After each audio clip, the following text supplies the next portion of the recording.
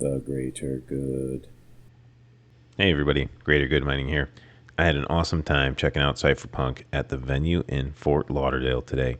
They had all kinds of cool stuff. Check out this DeLorean. It even has a hoverboard in it. And you guessed it, this DeLorean runs on Flex. Not only did they have some cool crypto stuff like this fog hashing immersion liquid cooling kit, but I also had the chance to talk to some pretty damn cool legends of crypto like your friend Andy, passive income guru, Hawk Crypto Mining with Terra Hosting, hobbyist miner, best mining sheds in the business, Mr. Tech Hustler, and John from Coastal Crypto. I also talked a lot with Geek of All Trades, the Mining King, Max Voltage, All Set Analyst.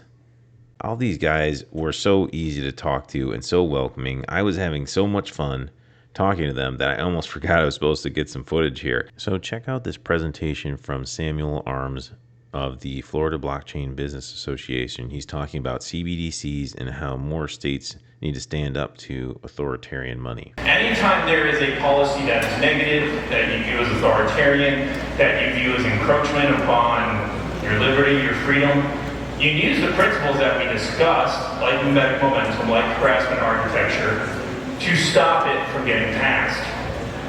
I don't think central bank digital currencies will be coming to America anytime soon. However, I'm not sure that the current administration necessarily cares if we need legislation to do that. The Federal Reserve, the Treasury Department, have already created the platform for it. A lot of people will tell you FedNow is not a CBDC. Technically, they could be correct, but also technically it could be used for the implementation of a central bank digital currency.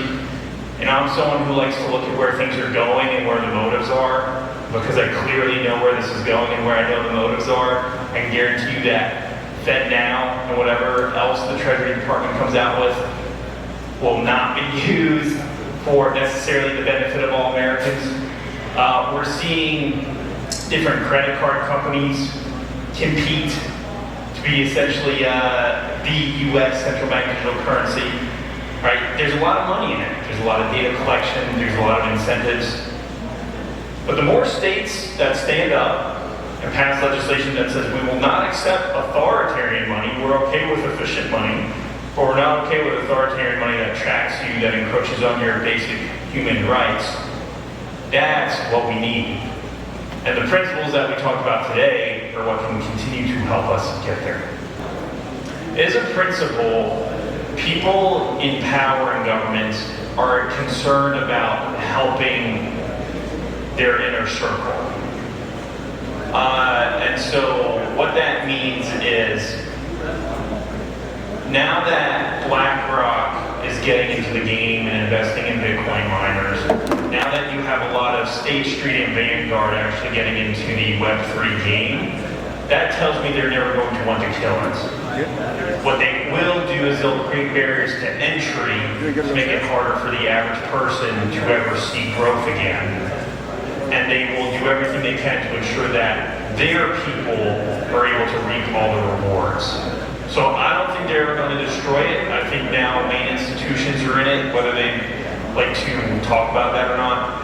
And as long as BlackRock's in there, I don't see it going away. I just see them trying to overregulate it so that everyone in this room has to buy Bitcoin through BlackRock now, as opposed to being able to self-custody. And that's our job to make sure that shit doesn't happen. Exactly. I like what Samuel has to say here, and I like what Daniel Keller says at the end, that it's our job to make sure that shit doesn't happen, because really it is. Decentralized network needs the people. So we have to kind of fight it. Anyway, I hope this video was interesting to you. It's hard to shoot footage and be at Cypherpunk at the conference all day and then get back to the hotel and try to cut it all together. That's why I was thinking about doing shorts earlier, but they didn't turn out as good as I'd like.